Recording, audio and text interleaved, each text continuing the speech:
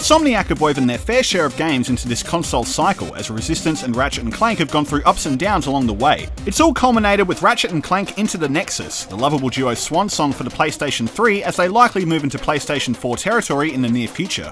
It aims to return the series to traditional trajectory after All for One's co-op antics and Full Frontal Assault's tower defense mess left fans in dire want of their familiar Ratchet game. By all accounts, Into the Nexus is exactly what you've been waiting for. Alright, let's get to it. We will deliver the prisoner to the Vortex Detention Center in approximately 2 hours. Then you'd better take her out of cryosleep now.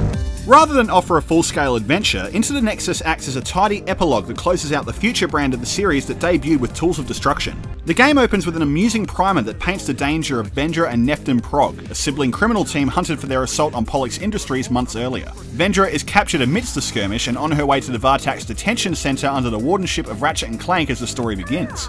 It all goes awry when Neftin ambushes the convoy, frees Vendra, and the pair strand Ratchet and Clank on the outer rim planet of Yerrick. What is a seemingly random situation soon grows sinister as the Progs are found out trying to open a dimensional portal to the Netherverse, where trans-dimensional beings will overrun the galaxy with Vendra at their command.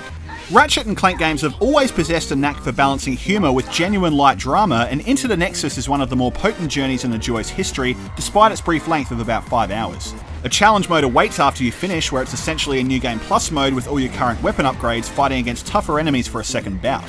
Returning favourites like Quark and Talwyn round out the familiar cast, but the action is squarely focused on winding down Ratchet and Clank's interaction with their enemies. Certain elements of the plot find a logical way to connect them with the villains on an emotional level without feeling too contrived, though there are some conveniences that make you wonder whether or not Insomniac made concessions to keep their promise of a petite adventure down to a set time, rather than trying to flesh them out a little bit more.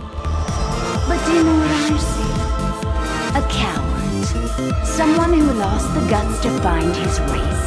It's all left wide open with a suggestive cliffhanger that hints at bigger, exciting developments to come in the Polaris universe with future games.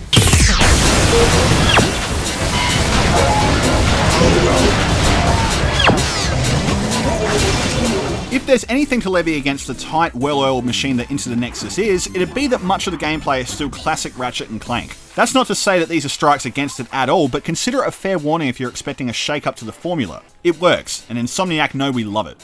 Into the Nexus returns to the series' patented blend of third-person gunplay, platforming, and puzzle-solving honed to a fine formula. Traversal is enlivened with zero-gravity treks, gravity tether streams, jetpack joyrides, hover boot zooming, swing shots, and the everyday shift in perspective and angle. The variety of platforming keeps the adventure on a smooth pace that peaks and valleys at all the right times, and its number of hidden collectibles and occasional side activities across the 5 explorable planets provide incentive to spend a little extra time on each one.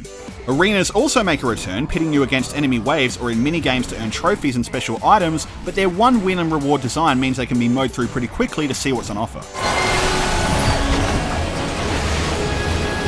Like a majestic flying space rat.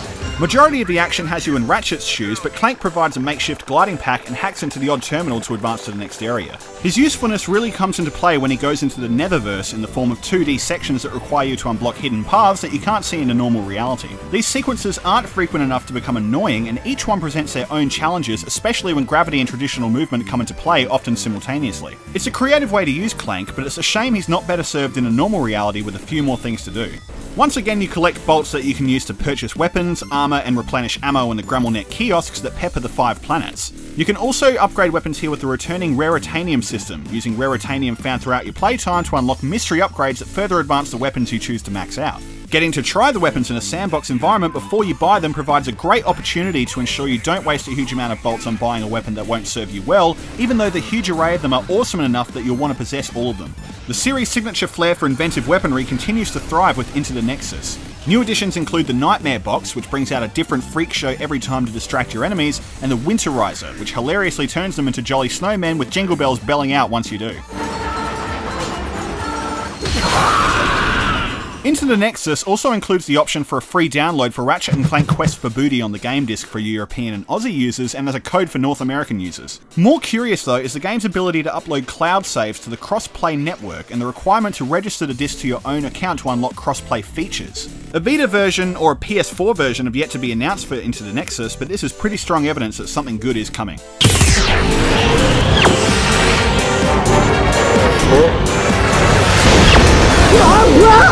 Into Into the Nexus should receive praise for being one of the more polished titles of 2013. The vibrant colours on display are beautiful, and each world you visit is tinged with its own personality and architecture to keep the adventure from feeling dangerously repetitive.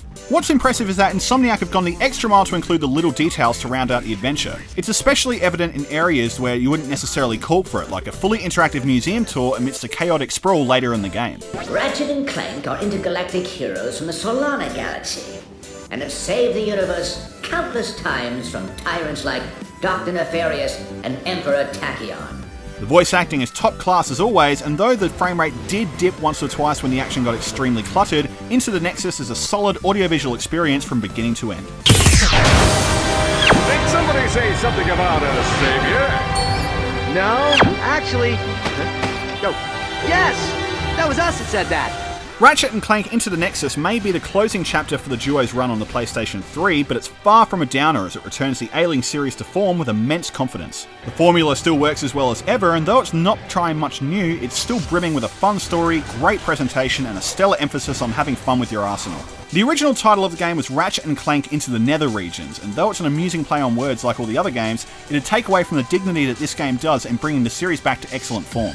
If you have a spare $30 or $40 to drop on this game depending where you live, and you're a fan, it's a great show of support for the franchise and a nice little slice of old school fun amidst all the big shooters and action adventure games at the end of this year. 3,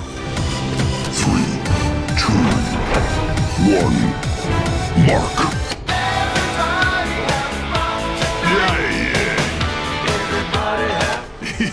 Whoops, wrong button.